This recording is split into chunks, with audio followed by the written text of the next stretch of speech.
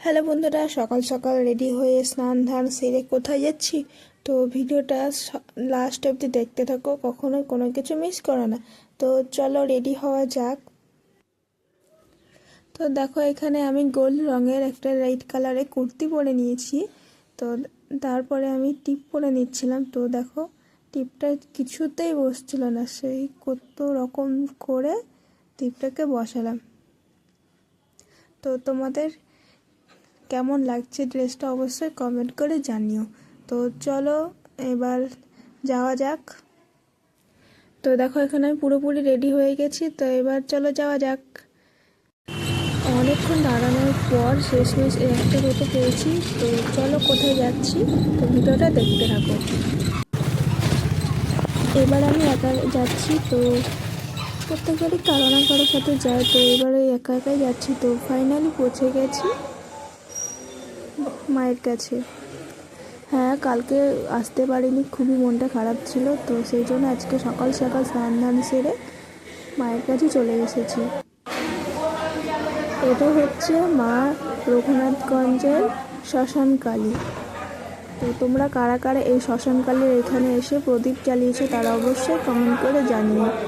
তো দেখো মাকে কত সুন্দর লাগছে, ফুল দিয়ে ডেকোরেশনটা খুব সুন্দর হয়েছে।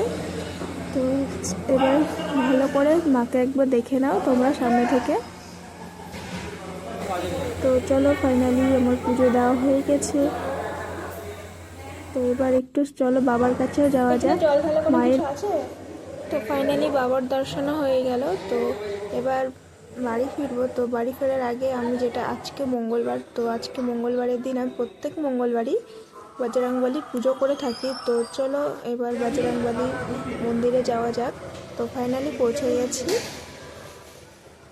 তো তোমরা একবার বজরংবলীকেও দেখে নাও সবাই।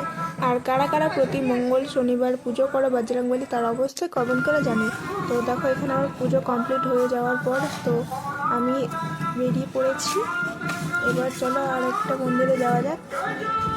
বজরংবলীর পাশেই মন্দিরটি রয়েছে।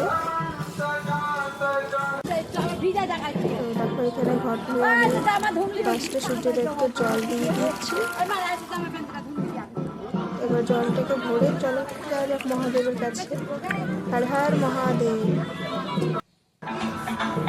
প্রতি মঙ্গলবারেই আমি এখানে এসে থাকি।